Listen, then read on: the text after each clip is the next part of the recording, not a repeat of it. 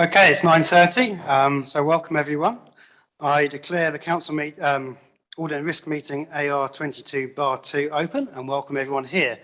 The meeting is being live streamed, so please be aware of that and it will be recorded.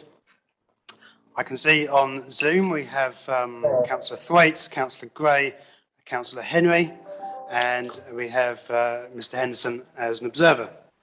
That'll be explained in a little bit more detail later.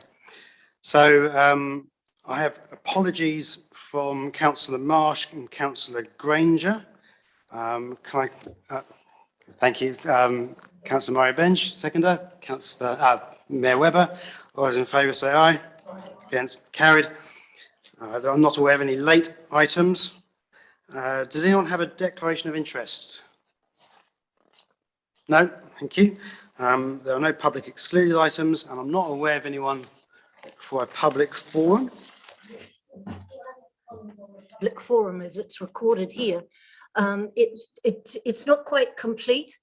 Our public forum, if someone makes a submission and we can question, we can't make recommendations, but it's referred to staff and report back to council. That reporting back to council is excluded from the statement here. Could I just ask that someone looks at it, please? So there is no public forum today because no one's here. But I know that. But in the public forum that we've got here, the period of up to 30 minutes and the description of what it is, it does not refer to reporting back to council. And there are issues that have to come back to us, and that should be included in that public forum statement. Just raise it with you. You might like to look at it. Thank you. I'll ask Governance Services to have a look at those words. Thank you, Councillor Murray. So moving on. Item 9.1, summary of audit and risk agenda topics. And for this, I shall hand over to James Graham to go through these. Yeah, Morena, councillors, this is the usual summary report, so we'll take it as read, noting a couple of things in here. Later in the meeting, we have our external auditors here to provide an update. So that will be sometime after morning tea, more than likely. Second of all, we, as Chairman Denia mentioned, we have Stewart Henderson here, who is our prospective new external audit committee member. We will cover that from confidential later on, but Stewart will be observing this meeting. So just to let you know, if you're wondering who that is. And then finally, I'd like to hand over to David, who's going to provide an update on pensioner housing in terms of the operational expenditure there and future CapEx delivery, given what's going on in the markets at the moment.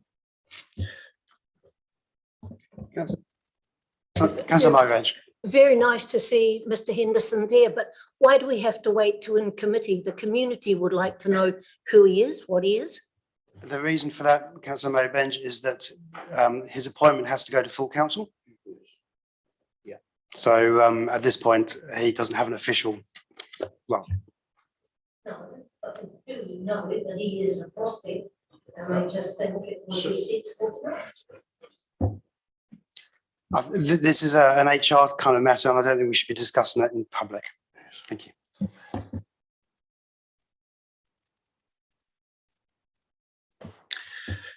Good morning, elected members.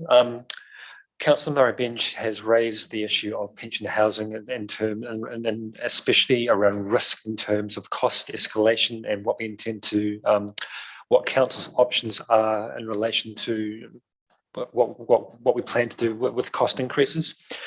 If you recall, Gary Ellis has reported at previous meetings that the tender results that have come in have not indicated that we are going that cost.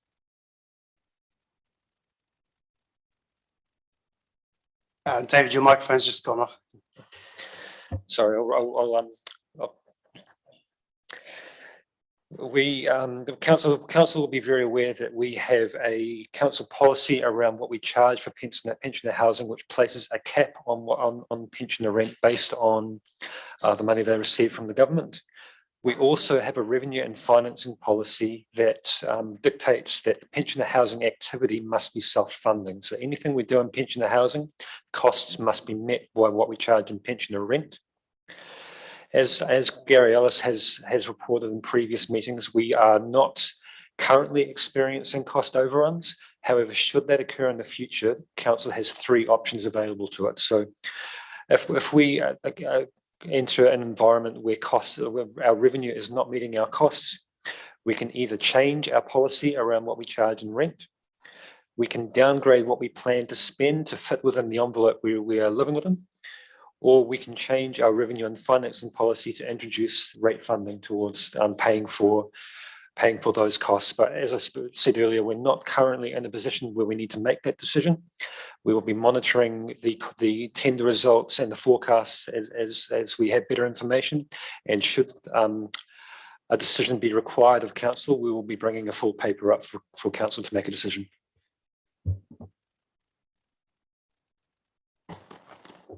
Thank you, David. Was there any questions around there? Councillor Murray-Bench. Councillor Murray-Bench, can you put your microphone on, please? David, do we know how many of our pensioners have actually taken advantage of the subsidy from government? Because we can't as a council, but community providers can. And for those of us who believe that local government is a worthy pensioner holder facility, I'd just like to know that we have got them up to speed, our residents, so that we're not having to subsidise. I think this might be a performance and monitoring issue, Councillor Murray-Bench.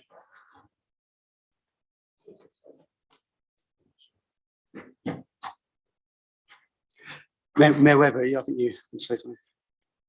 Sorry, but if you recall, we've had a really good presentation, at least in the last year, from the people who manage our pensioner housing, who have advised that everyone is aware of what the options are. And in many instances, our staff have intervened on their behalf. So I think, we've already been advised of this. I realise that, Mr. Chairman. So having devised it, it's really important that it's implemented. That's my question. Sorry, they've told you. They have done that. We have not been told whether all have been able to take advantage of it. I shall pass this over to Mr. Hollyoake, who was wishing to say something. Thank you, Councillor. I think I might be on the wrong track here, Councillor Murray-Bench, but maybe I can help. The current subsidies that are provided through Crown for community housing providers that you spoke about through the income-related rent subsidies isn't available to the people living in our units because the council is not a registered CHIP. So that's why we provide our own subsidy through the reduced rent that we charge. So they can't get both. They can apply for it themselves as individuals? No, not for the income related rent. That actually gets paid to the organisation, to the Community Housing Trust, not to a person as an individual. So the way to achieve that, if we wanted to in the future, would be through working more closely with, partnering with a community housing provider that was registered with Crown as a provider. That might be a good conversation to have at the next policy meeting following on from the last policy workshop when we're bringing the housing paper back. Mr. Alice wants to speak. Oh, sorry, just like to.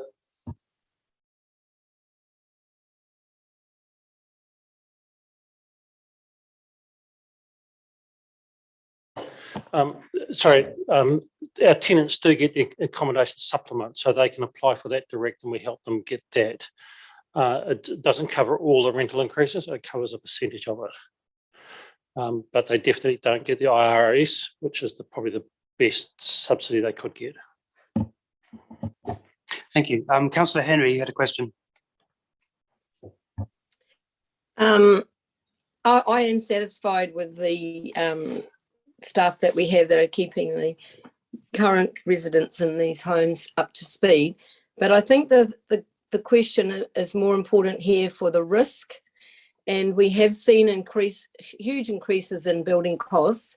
And as this is a long-term project, well out of this 10-year plan, I think that the councillors need to be informed about the tracking of this and where we stand with with the project as it is. I know we were just putting in a whole lot of money into Karikari with, I think it's 5 or 7 new units. So in terms of being responsible representatives, I think that we need to be aware of where we're tracking on this project. Thank you. Yeah, so that's a good question. So in terms of tracking on the project, so the all the civil works have been completed. So the civil works have been completed. So that's about $300,000 worth. And so they tracked on budget. In terms of the build contract that's in for consent at the moment, we've got a fixed price with escalation clauses in it. The contract we've because we're working through classics, because they've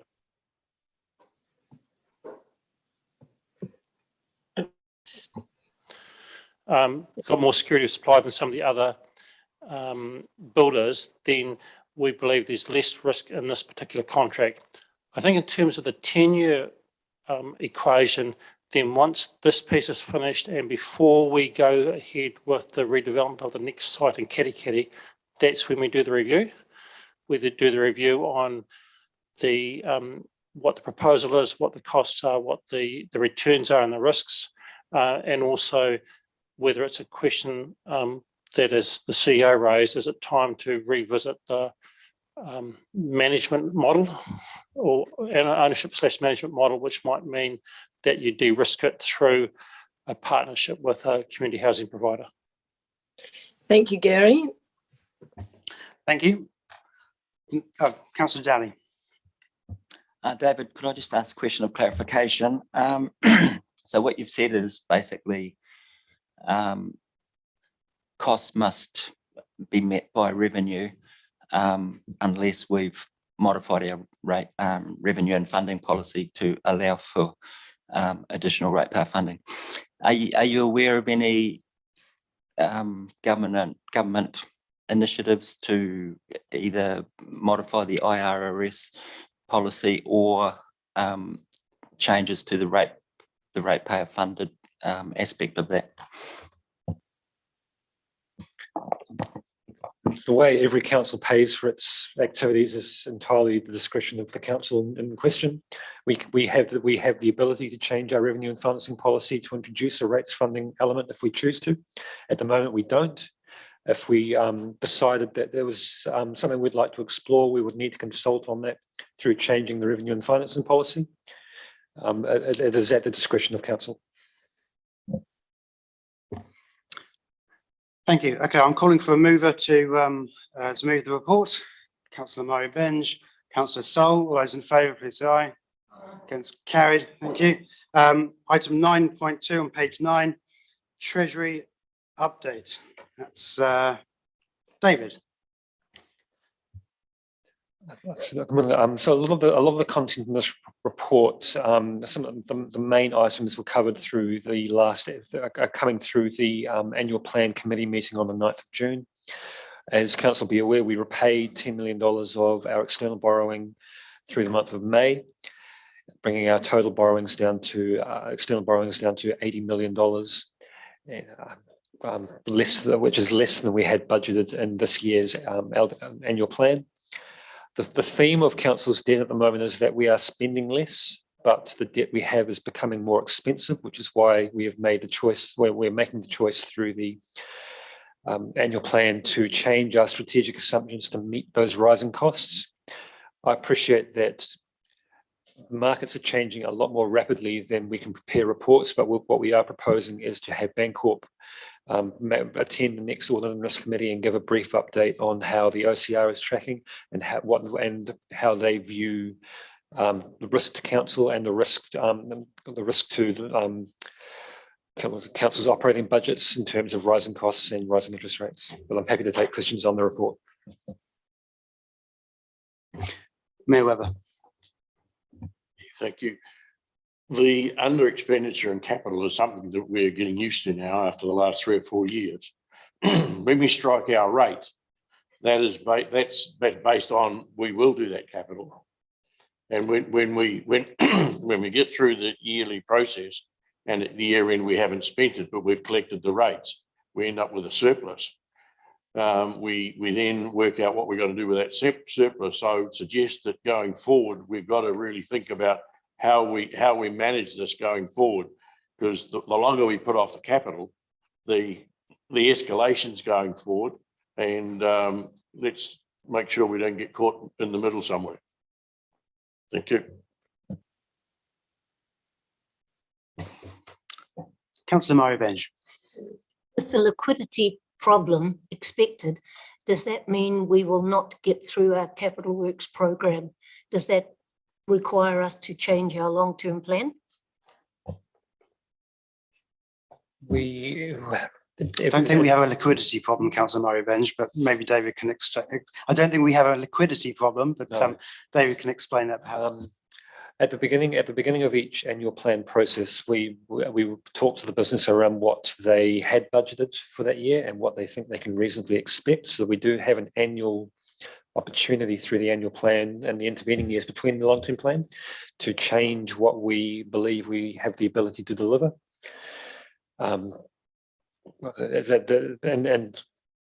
Obviously through the long-term plan, we'll take a full 10-year view of what the district needs and what we can deliver, but we do look at it on an annual basis as well.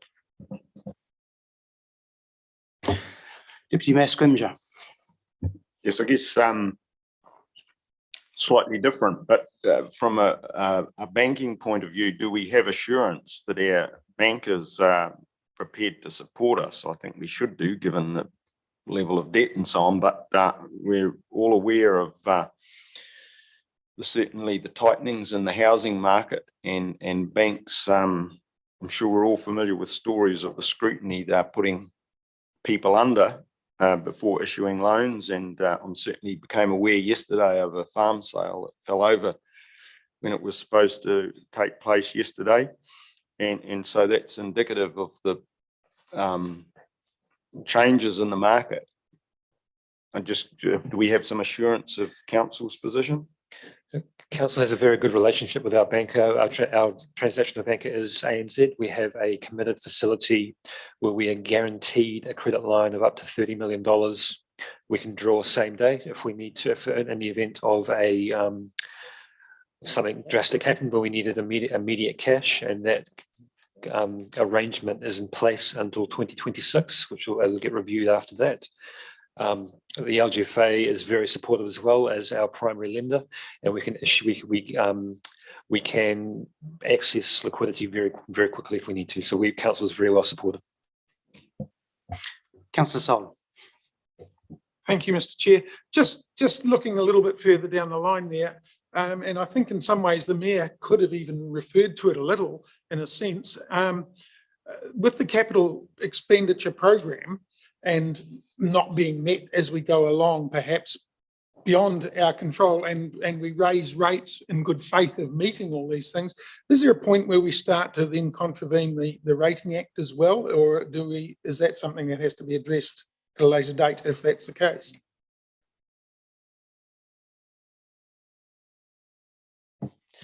So whenever council strikes its rates based on the rating funding impact statement, so we've brought that through. We always rate for a specific purpose, and as long as we spend the money as long as we collect with the specific purpose in mind, then we are compliant with the Act. I guess the decision around how we treat unmet capital spends is a decision. Maybe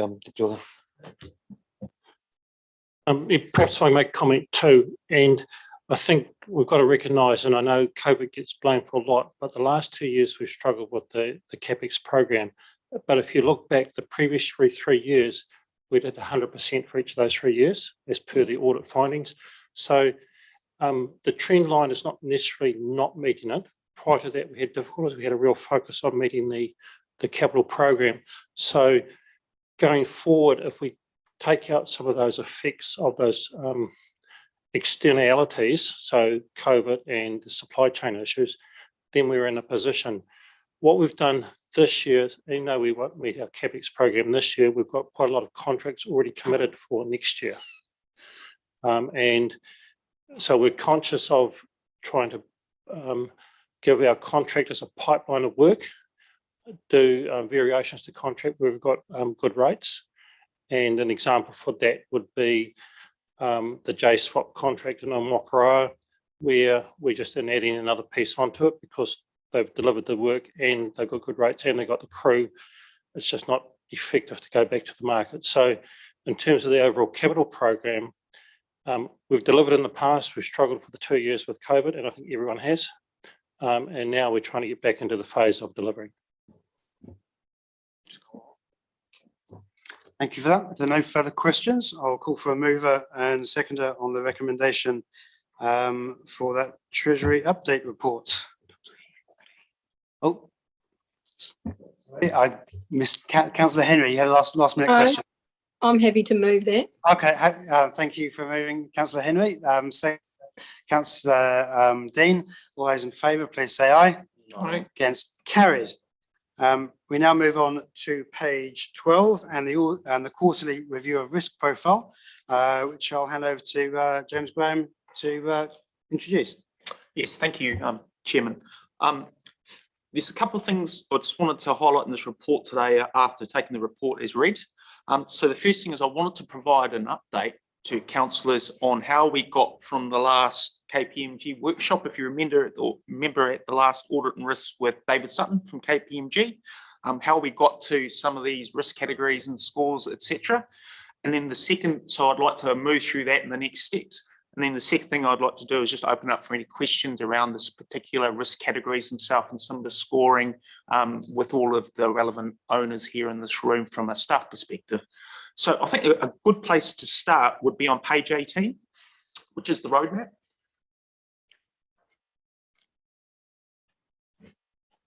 So if you go to the far left of that page, the last March meeting, we had a strategic risk register. It was called, but it had a mixture of operational risks, strategic risks, issues, problems. It was kind of a bit mixed.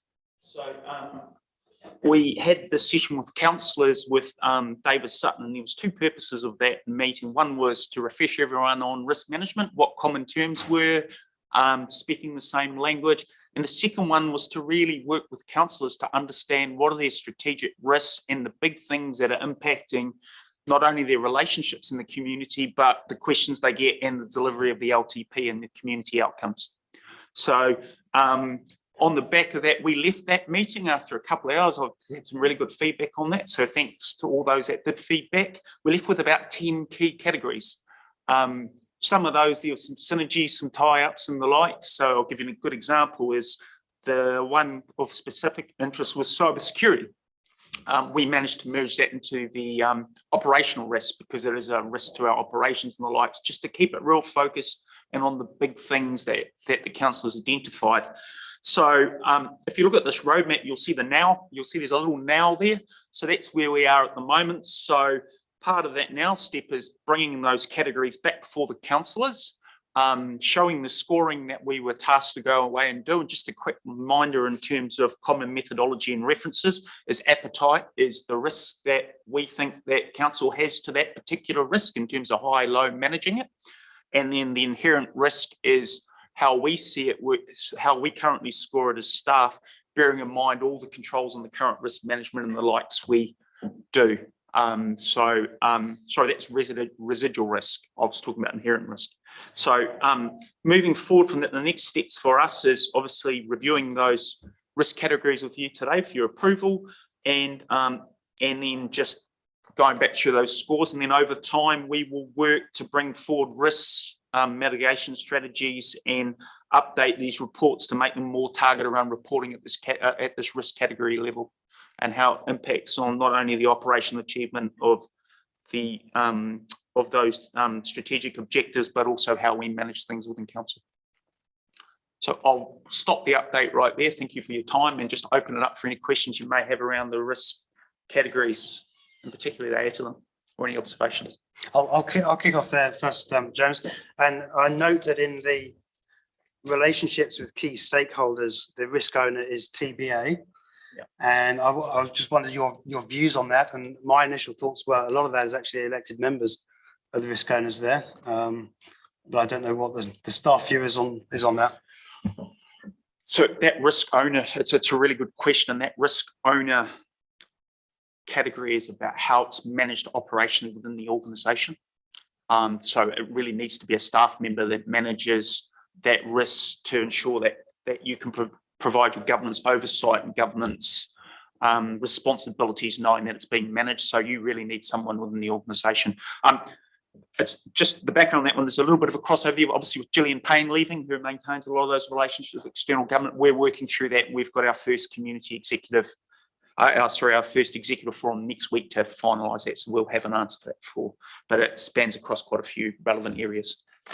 Did that answer your question? Yeah, thank you. I have a question from Councillor Henry. I'd just like you to explain, so I'm very clear about council entering into the space, and I noticed there was a couple of them in the following tables. When we move in, when we're working in a high risk area, is that something that we consider to be a worthy thing to do, to be moving into that, or is it something that we've moved in because it is a high risk area? Sorry, Councillor Henry, could you maybe be a little bit more specific on your point in terms of the exact risk?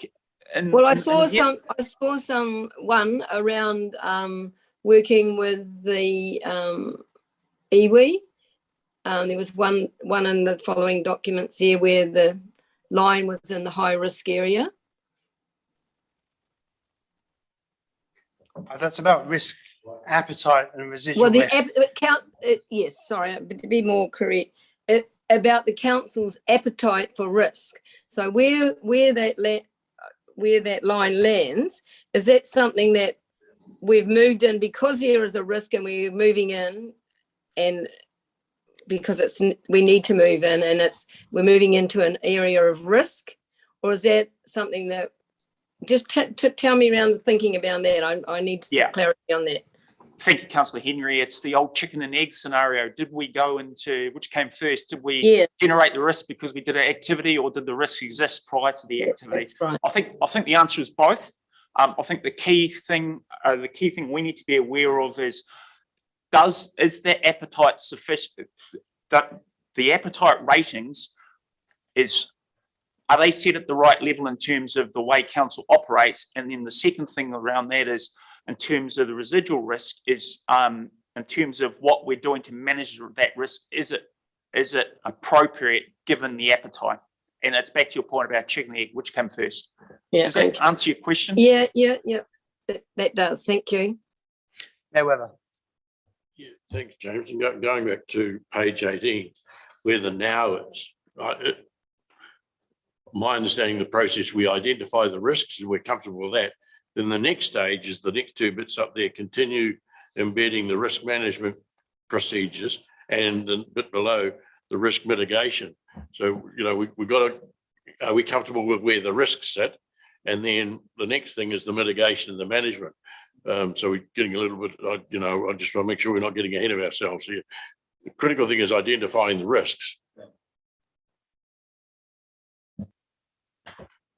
Correct, Councillor Webber. Sorry. Do you want to add any more? Okay, Councillor Murray-Benj. Just looking at page 17 and the risks for us with regulatory change on Three Waters and future of local government in the RMA. Have we got our handle on that well enough to know that if we get dumped on from central government, and that's a good example with Three Waters, and if then a change of government and they decide not to go ahead with it, are we in a position to actually smoothly go back to where we were? James? Sorry. Happy to talk about that. I think it's really important in the transition planning, councillor, that we allow for that contingency. And we have. I mean, at this stage, we're nowhere near implementation. It's just very much a planning exercise. But I think as part of good risk management around any transition plan, you would be identifying that risk and planning for the change not to go ahead or for it to be modified in some way. I note, sir, that 55% in a survey of TCC people said they did the Three Waters was their highest issue. And we keep getting emails coming in every day from our community saying they don't want a bar of it. So we really are in a serious predicament if it's thrust upon us and we've got no alternative. But I was really disappointed to read the minutes of the Zone 2 meeting and to see where Stewart Crosby is talking about taxpayers union and groundswell, but they're the only ones who are actually taking the fight to the government along with a number of local authorities and saying that this isn't good enough and always looking for change that reflects better for local government generally. And I don't really think that where we are at the moment, that the government really cares less about that. Well, I think the issue at the moment is for us to be able to respond to central government changes and to mitigate that risk. This forum is not really the right one to be discussing the merits of Three Waters or otherwise. But it is, sir, when you consider the risk that the council is under. If that goes ahead and suddenly you find you don't have the structure that you used to have, then council is in a very serious position. And so it's, I think it's the worst decision that's actually ever been before us, quite frankly, in local government, Right. because it's about to tear us apart if it actually goes ahead. Well, that's why the risk setting is relatively high on that thermometer thing. So yeah, it's a definite concern of council. It's a really good point, because we had this exact conversation in scoring. There's actually, our appetite is less than the actual risk. What that says is there's an uncontrollable element there, despite council and the elected officials being around the table, having the conversations, trying to get the best thing for our council and drive the right outcomes. At the end of the day, there's a significant part of this that's beyond our responsibilities and control. Does that make sense? Mayor Webber. And I think that's a very valid point that's raised. And I think if you're evaluating risk, it is incumbent upon us as the councillors to make sure we are honest with our community and they are aware of the risk. If it does not proceed, how will Western Bay meet the 2024 standards for Taumata Arawai? Because there is a significant gap from where we are right now and where we should be by 2024. And the community need to be aware of how that risk will be mitigated if we do not proceed with the Three Waters. Let's get the misinformation and the facts clearly on the table from both sides. And that's going to be incumbent on the next council to make sure they understand what are the risks of it not going ahead, because I don't think some are aware of that. Councillor Murray Bench. I think the Mayor is right. And I think at some stage we should be looking as a council as to what has happened in the past with our relationship with central government and how central government has helped us, as they did in Makatu, to get sewage scheme in there. And so the cost to the government will still be considerable, but the benefits to the local community will be enormous. So it's one thing to say that we might, it might not go ahead, but what do we want instead of? And the Mayor is right in that regard. But I think we need to be thinking about how did we manage in the past when we really did do what others didn't. We got the last loan, the last grant from Internal Affairs that was available for sewage, and we got that for Makatu, who could not afford to put that sewage scheme in without government support. And so government does have a role to play, just think it's got it wrong at the moment. Thank you for that. Deputy Mayor Scrimgeour. It wasn't really what I wanted to question, but one of the real risks here I see is the distance between council and their ratepayers, given that I understand every council in New Zealand said the current system of Three Waters provision was not sustainable, and councils have clearly failed to explain that to their ratepayers. And so that's one of the reasons why we have this great division in views at the moment. But anyway, the real thing I wanted to ask about was right back to the Mayor's comments a few minutes ago about the roadmap. And the 2 points he made in regarding to identifying risks and then identifying what measures need to be taken to address those issues. And my question is, am I correct in identifying that the fact that there's a much bigger circle around dealing with those measures, is that intentional? Because that's the way I assumed it to be. Yeah, there's a big piece of work to happen there. That's the next level down of the actual risk management piece. So to the mayor and your point, is over the coming next couple of months is we'll be working through those risks to identify the differences between where the appetite sits and the mitigation, and have we got the current risks, and figuring out what do we need to change. Does it make sense to close those gaps and bring those back to council, because there will be a number of subsets of risks underneath those risk categories that council staff will manage. A great example is the one I've already mentioned, the one operational is Mr. Ellis has a number of risks in there around operational. I have a number of risks there around keeping the lights on, the systems on, all that kind of stuff. So, you know, if we put that in a risk register, put in front of you, you'll have 10, 15 risks. I don't think, you know, what we agreed at the training with KPMG was we would, as your key big items were these items.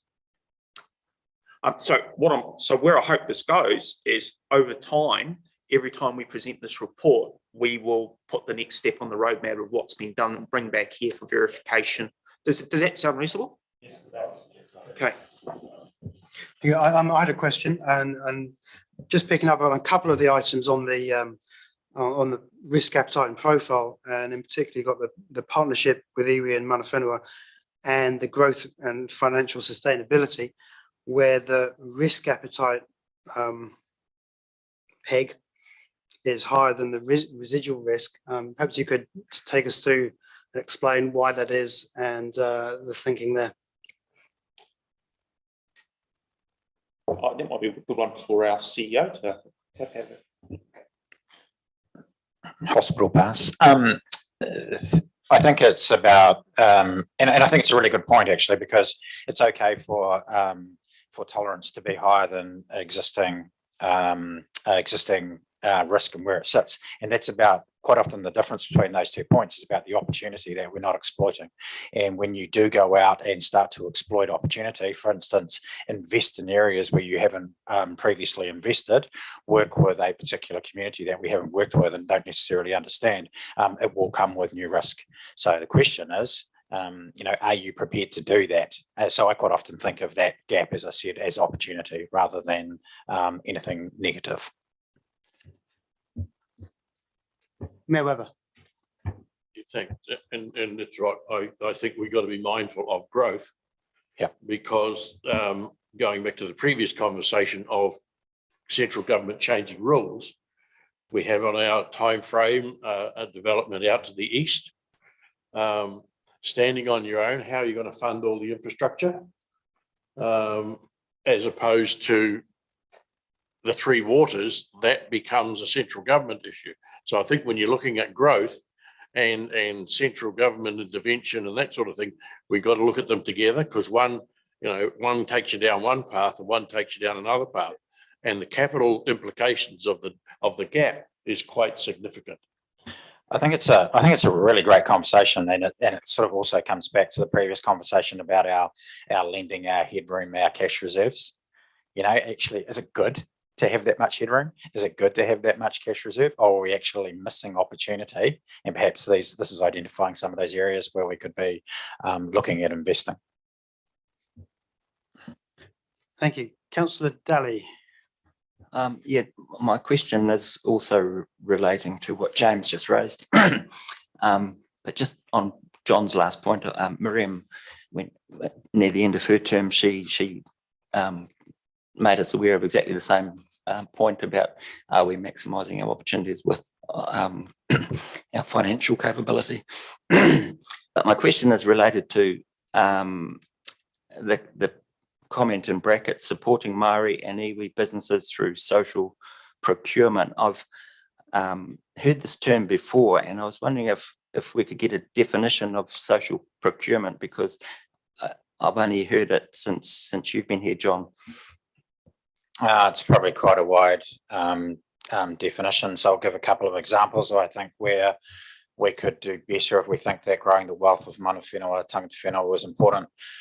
You can look at your procurement approaches. So, you know, how much we should be investing local, what percentage of expenditure do we want to go to Māori organisations? There might be a slightly higher risk in those organisations because they aren't as well formed or don't have the same track record as some bigger organisations, hence the risk is a little bit higher. So how much do we deliberately want to invest in those areas?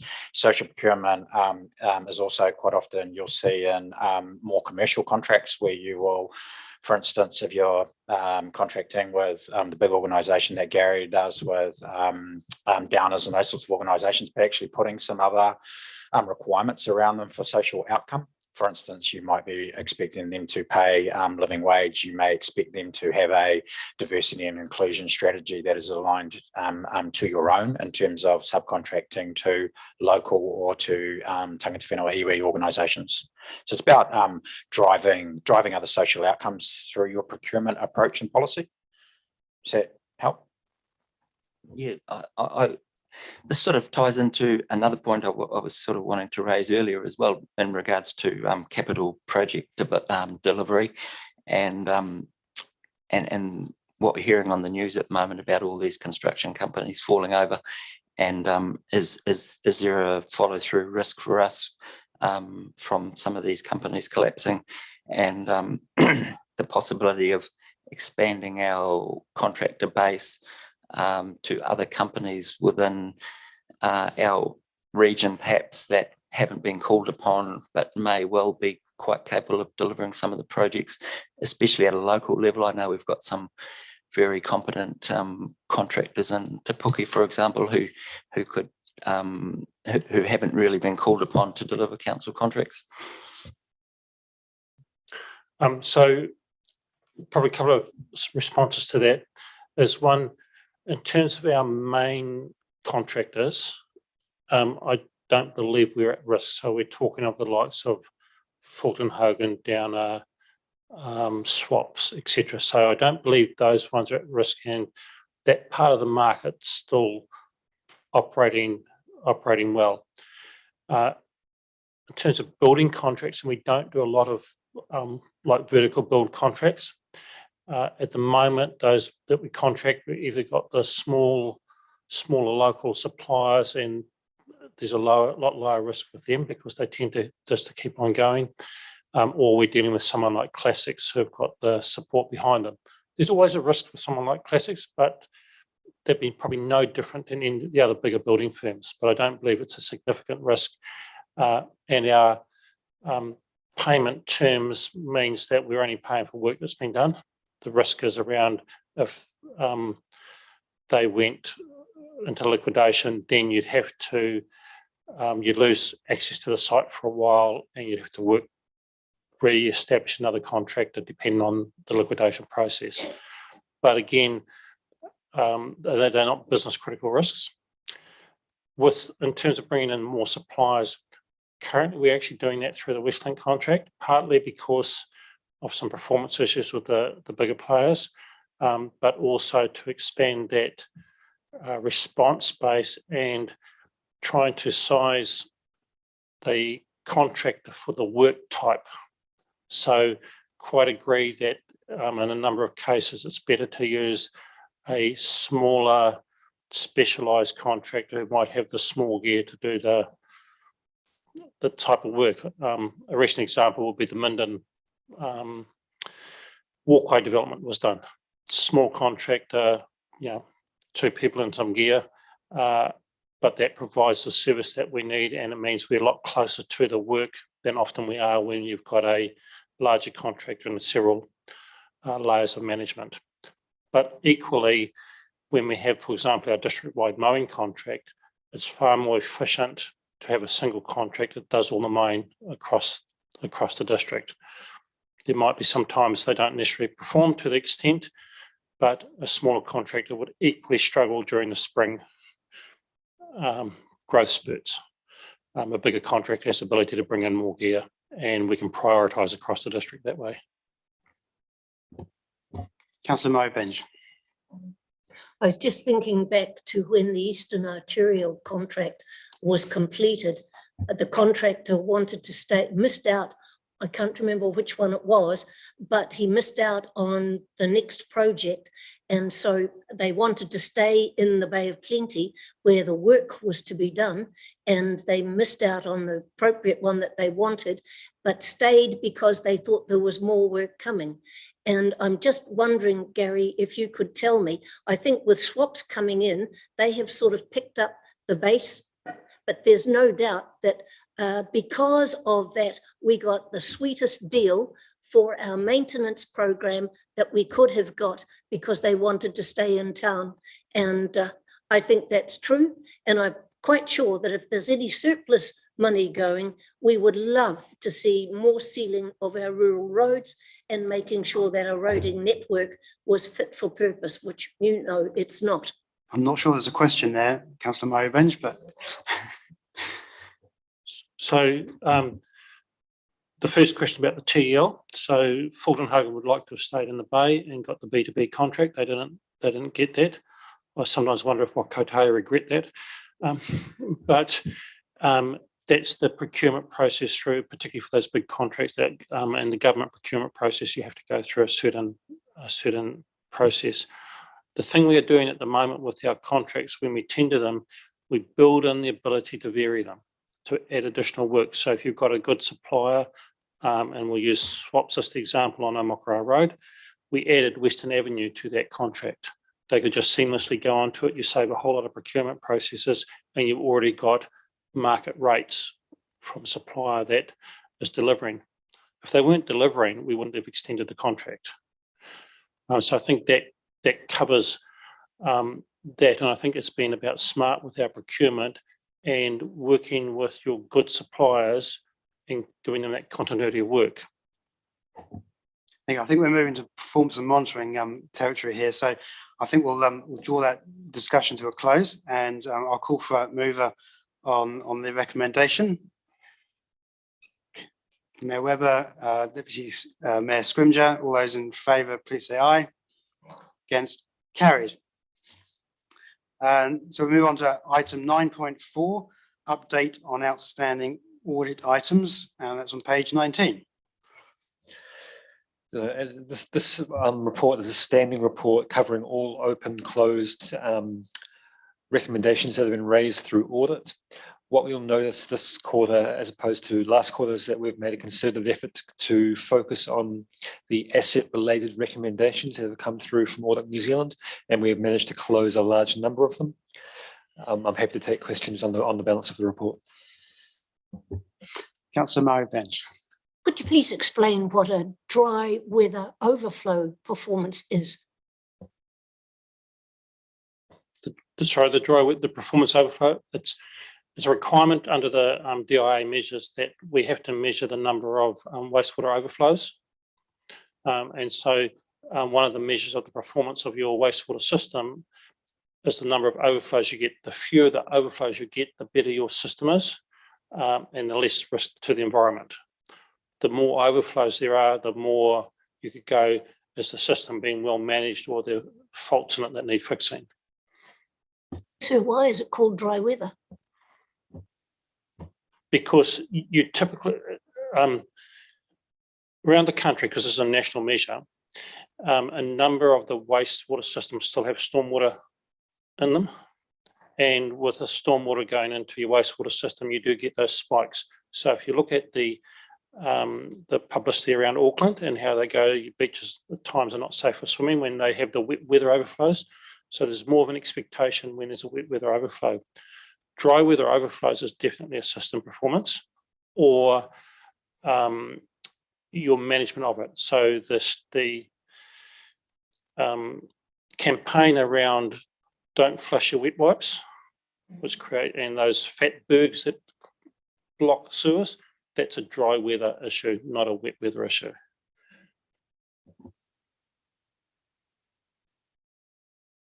Okay, I'm not seeing any further questions. So I'll move that we accept the recommendation. Second, councillor Dean. All those in favour, please say aye. Against, carried. So now move on to health and safety report on page 27. We've got Ben Brown, Health and Safety Advisor, to talk us through this one. So over to you, Ben. Kia ora everybody, thanks for having me here. So this report's been created based on the information we've gathered over the previous quarter in relation to safety events and activities in the health and safety team. I think the key metrics in there are in the last quarter we've had no lost time injuries to workers. So our workers haven't been hurt to the extent where they haven't been able to work. Another key point in the report is the significant drop-off in safety event reporting. So that's not a council-wide issue, that's a industry-wide issue at the moment, and there are a number of reasons or factors that can be attributed to that, but something that we've noticed and something that we are bringing up with our people in relation to the importance of using our voice and reporting safety events. I'm happy to take any questions on the report. No Weber. Yeah, thanks, Ben, and you're relatively new to the position, so from a governance point of view, we're more interested in trends than static data. And I wonder if going forward we can get, 4 or 5 years of history in these graphs, as opposed to because we just want to, is the trend going in the right way, and then some sort of explanation from yourself as to whether we're doing the right sort of thing in reporting and that. So just going forward, if that was possible. Absolutely, Mr. Mayor. No problem. I can create some comparative information so you can see the trends that are happening within the organisation. Not a problem at all. Councillor Murray-Benj. Thank you. I'm pleased to see that we no longer require vaccinated employees. Through you, Mr. Chairman, to our Chief Exec, the people that left because they weren't vaccinated, have they been offered their jobs back? No, they haven't. They left under the policy of the day.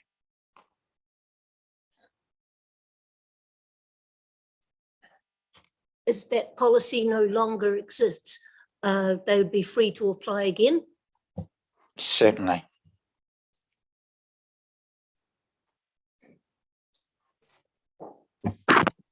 Okay.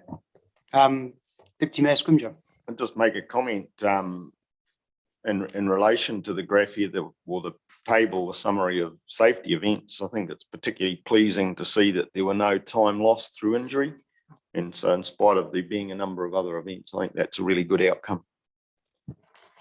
Yeah, and that's definitely a goal that we're looking for. We don't want our people getting hurt, and that includes our contractors, our volunteers, and our visitors, as well as workers. So yes, that's really important to note. Thank you. Would it be fair to say that you encouraged a higher near miss reporting? Yeah, absolutely, and that's one of the things the safety team is focusing on at the moment, Councillor, and that's including giving multiple options to enter safety events, so including applications on phone so they can be made in real time, not having to think about it or adding extra work at the back end of the day. So we're really proactive in that area. Councillor Murray-Benj. It was pleasing to see that our benchmark, we're more than meeting that, which is quite exciting, that standard. Yes, I agree, Councillor. Yes, so it's really nice to see that we are doing a good job, but there's always room for improvement. So that's what we're striving for. Councillor Sol. Thank you, Mr. Chair. Just obviously we've had some issues in areas where there's been volunteers, etc. Are we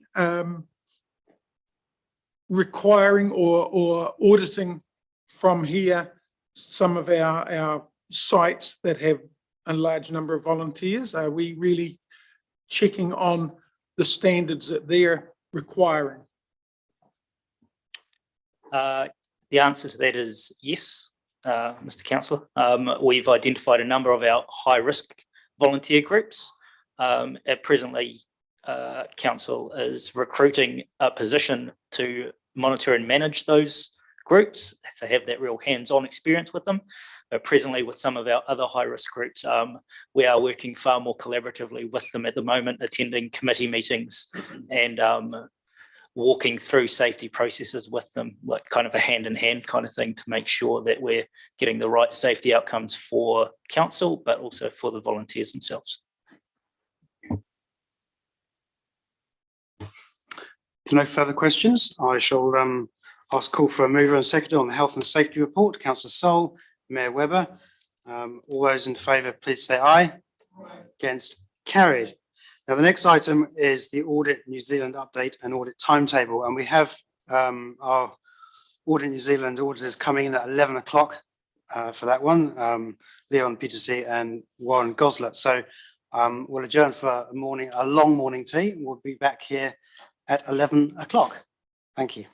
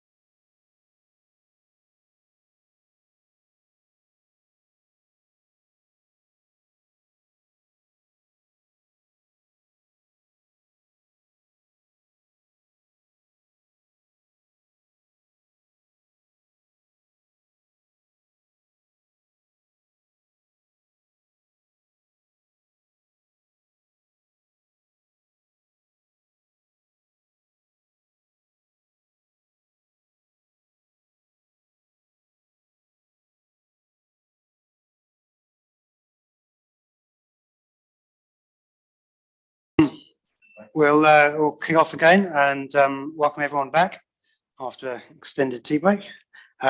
We now have the Audit New Zealand update and audit timetable, page 32 of the agenda. And we have David and Sarah to introduce this, and with our auditors online, which I'm sure they'll introduce for us.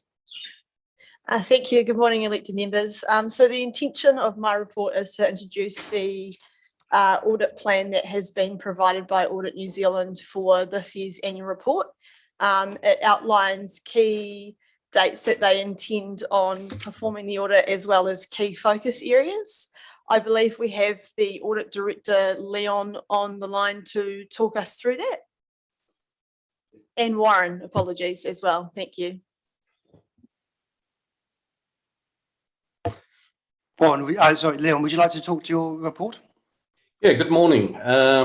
Thank you also for accommodating us. We had two audit and risk committee meetings scheduled at the same time, so to be able to attend both really helped us. So thank you very much for that. So I would take the audit plan as read and just draw your attention to a few items. I think the first one that's top of my mind is the severe audit shortages, not only in New Zealand, but worldwide. And it puts us under tremendous pressure. We appreciate your continued understanding of this, as well as management's pragmatic approach to ensure that we still complete the audit by the extended statutory deadline of 31 December.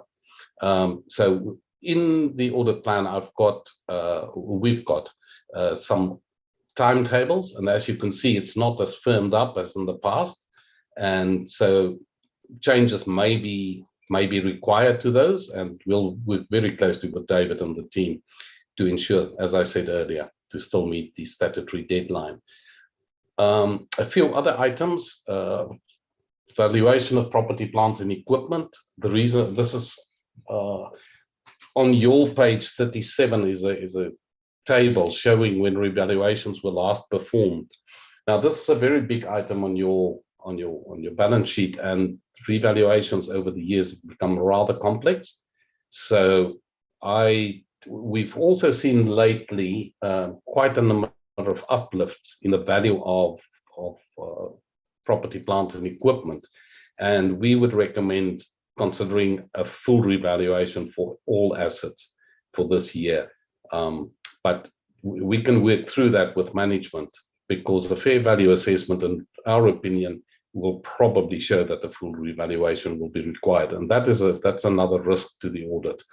The others, I don't think, are really significant items. Software as a service is a new issue that we're looking at this year, whether those kind of expenses or costs should be expensed or capitalized as an intangible asset. We've provided management with some guidance on how this is to be assessed. And then the others are just the impact of Three Waters reform, which is basically a watching brief, because it's still a bit fluid at this stage, and we'll work closely with management on anything that comes up that may impact on this audit. That is my speech, and unless Warren has got something to add, I'd rather open it up for questions.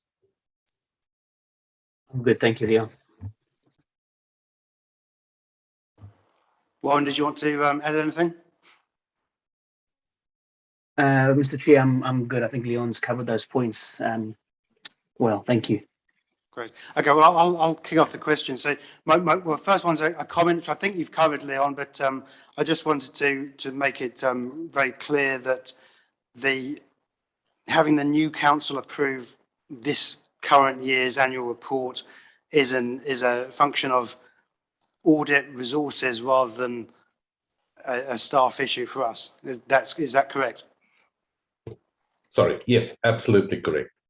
Great, thank you. The other question I had was what is the risk of the need for past period restatements given the IFRS Interpretations Committee rulings on software, or the treatment of software as a service? Because it strikes me that having to restate past financials is going to be a laborious job for somebody and a risk for the organisation. Yes, there's definitely in the guidance we provided, there's some guidance on how exactly this should be treated, and it shouldn't be treated as a prior period error, but as a change in accounting policy. So it will add complexity, but first of all, we management need to assess how significant it is before we work through that further. Dave, did you want to add something there? Can I just add some flavour to that? From a staff's perspective, we're working through that now. We've got a template that we are making some assessments around what we have capitalised in the past and make sure it's been treated appropriately. We're not waiting for the annual report to start. We're working on that now. Thank you. Mayor Webber. Yeah, thanks, Leon. Given it the time frame, and we accept that it is what it is, and we won't get to see our final report until the 31st of December at the latest, but it's not going to be before October the 8th. And we have an election on October the 8th. First time in my experience, we haven't got the audited in time prior to the election. Are we going to have to delegate the signing of that report to the Chief Executive?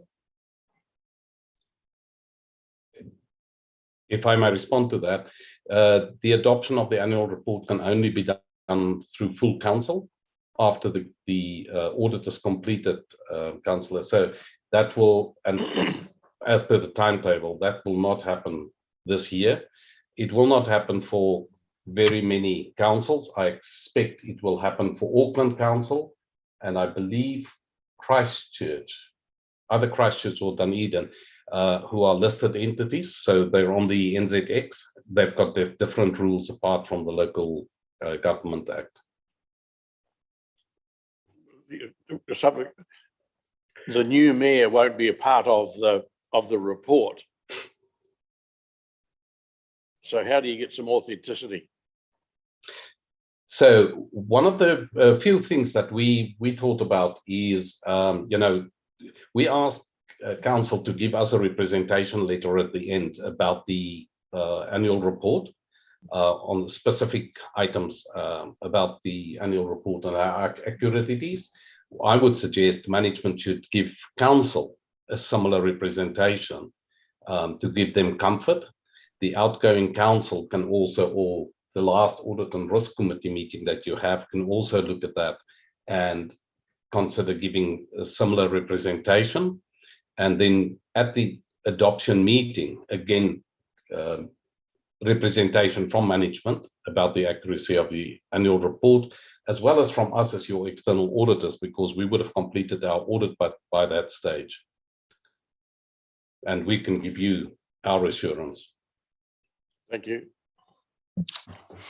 Councillor Sol, did you have your hand up? No, okay. Councillor Murray Bench.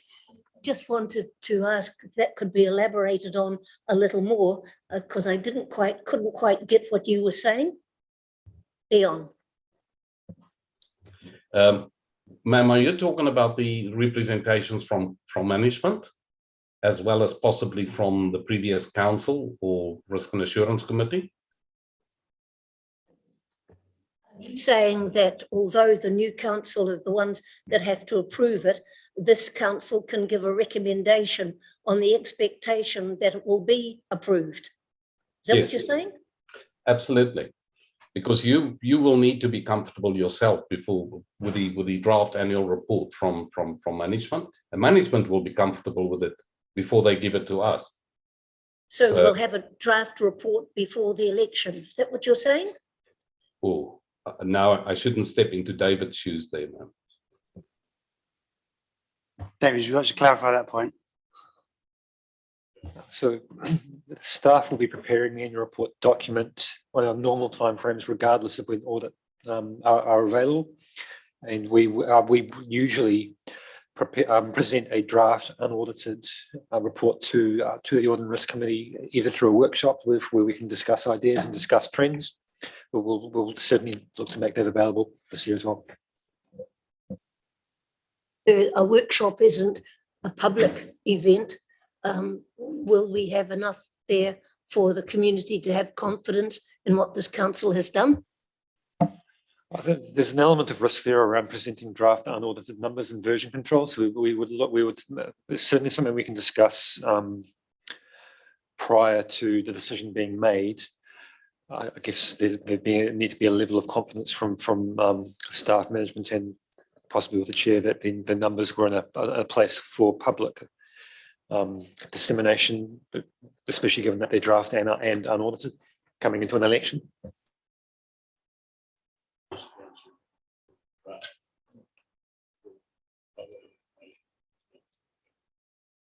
James, did you want to add there?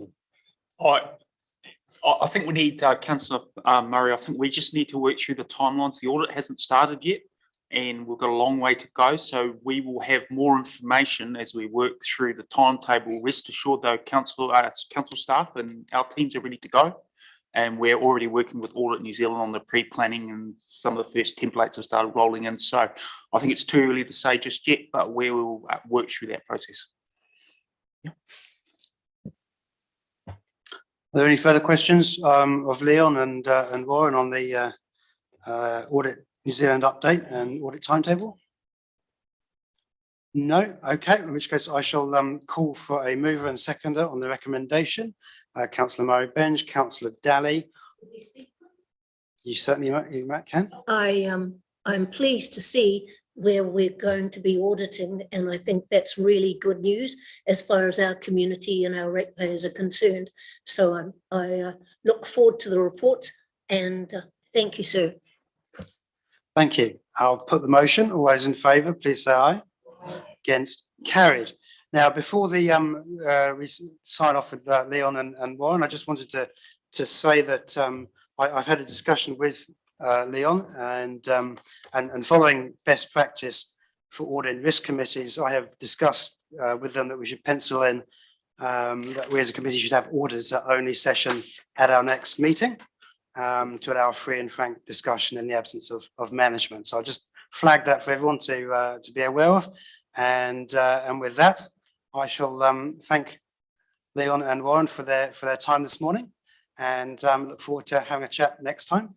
And all the best. Thank you. Thank you very much. Thank you. Thank you. Right, now we get to the confidential section. So I'll call for mover and seconder to move us into to exclude the public. Councillor Sol, Deputy Mayor Scrimger. All those in favour, please say aye.